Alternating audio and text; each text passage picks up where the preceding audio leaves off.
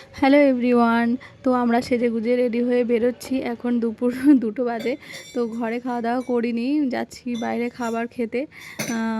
মানে ইভানের পাপার আজকে ছুটি আছে, ও বললো চলো আজকে বাইরে কোথাও খাওয়া যাক, আজকে ঘরে রান্নাবান্না করতে হবে না। তাও আমি ভাত ডাল সিদ্ধ করেছি, কারণ ইভান তো বায়না করে যদি না যেতে চায় তাহলে তো ঘরে খেতে হবে, সেই জন্য ডাল ভাত করে বেরিয়ে গেছি রেস্টুরেন্টে। তো আসলাম খেতে। তো ওর ইচ্ছা ছিল বিরিয়ানি খাওয়াবে, তো বিরিয়ানির দোকানগুলো বন্ধ ছিল আর একটা জায়গায় খোলা ছিল, তো সেখানে মানে বসার জায়গা পাইনি, সেই জন্য আসলাম রিগালে। তো এখানে খাওয়া দাওয়া করে দেন বেরিয়ে যাব। আর দুপুরবেলা আমার এত রিচ খাবার খেতে ভালো লাগে না, তো সেই জন্য বেশি কিছু অর্ডার করে নিই। হালকা হালকা বললেও চলে না, তাও ও রুটি অর্ডার করেছে, 1 প্লেট ফ্রাইড রাইস আর চিকেন দো পেঁয়াজা আর রুটি, ব্যাস আর কিছুই করিনি, জাস্ট অল্প অল্প খেয়ে দেন আমরা বেরিয়ে পড়লাম কাঁচরাপাড়ার দিকে। তো আমরা এখন এসেছি বিশালে। তো ইভানের পাপা কিছু কিনবে, আমিও সংসারের কিছু জিনিস কিনবো টুকিটাকি, সেগুলো কিনে দেন আমরা বাড়িতে চলে এসেছি। বাড়িতে এসে তো কতগুলো খাবার নিয়ে এসেছি দেখো, ইভান সব খাবার নিয়ে বসেছে, বিস্কিট, তারপরে সিঙ্গাড়া, মিষ্টি, সবগুলো নিয়ে, কাউকে ধরতে দিচ্ছে না। ওর সব খাবার দেখলে সব নিয়ে বসবে, খাবে না কিছুই, কিন্তু সবগুলো ওকে সাজিয়ে দিতে হবে, ও খুশি খুব, পরে খেতে দেবে। সব খুলে দাও, আমি বললাম বাবা খোলে না, কিন্তু সব খোলা চায় না, হলে চিৎকার। তো কী আর করা যাবে, বাচ্চাদের বায়না তো শুনতেই হয়, কী আর করব। তো জাস্ট সিঙ্গাড়া ওপরের ছালগুলো খায়, আর আলু টালু খায় না, অল্প একটু খায়, ওকে দিই না। আমাদের জন্য নিয়ে আসি, কিন্তু আমাদের খেতে দেয় না, এই আর কি ব্যাপার। ওর জন্য ওই যে লিটল হার্ট বিস্কিট, তারপরে এই যে মানে হোয়াইট বিস্কিটটা নিয়ে আসলাম, ভ্যানিলা ফ্লেভারের, খুব ভালো বিস্কিট, তো ওটা ভালো খায়। তো দুষ্টুমি করছে, খেতে দিচ্ছে না। তো যাই হোক, আমরা চা খাবো, তারপরে বিস্কুট ভেঙে খাওয়া হবে, তো ও তো শুনছে না। তো যাই হোক, এর মধ্যেই চা নিয়ে চলে এসেছি ইভানের পাপা। আজকে চাটা ও বানিয়েছে, ও বাড়িতে আছে বলে, আর আমিও বানাই।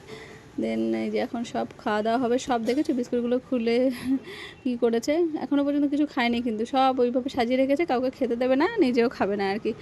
যাই হোক চলো, কী কী কিনেছি বিশাল থেকে তোমাদের দেখিয়ে দিই। এই দেখো, একটা মানে এই যে রুটি শাকার মতো আর কি, এটা ফ্রাই ট্রাই করা যায়, মানে পোড়ানো যায় জিনিসপত্র, মানে জিনিসপত্র ওই যে বেগুন, তারপরে গ্রিল করা যায় যেটাকে বলে, তো সেইগুলোই, আর কসবাইট, তারপরে অনেক কিছু যেগুলো টুকিটাকি যা লাগে, একটা প্লেট, এই একটা বেলচা, তারপরে একটা লোহার কড়াই কিনেছি। তো ইভানের পাপা অনেকদিন ধরে বলছে লোহার কড়াই তে রান্না করে খেলে ভালো, তো সেই জন্য কিনলাম। আর একটা সাঁড়াশি নিলাম, সাঁড়াশিটা বেঁকে গেছে ঘরের, তো সেটা নিলাম। আর হচ্ছে একটা মানে যে বেলচা টাইপের জল টানে, সেটা একটা নিলাম। তো বেশ অনেক অনেক কিছুই নেওয়া হয়েছে। তারপরে একটা চামচ নিলাম, এই দেখো বেলচাটা দেখে দিই, মানে জলটা টানার জন্য স্ল্যাপে যে জলগুলো থাকে, খুব সুন্দর, মানে এগুলো খুব কাজের জিনিস। আর এটা হচ্ছে স্পুনগুলো ঝুলিয়ে রাখবো, তার র্যাক।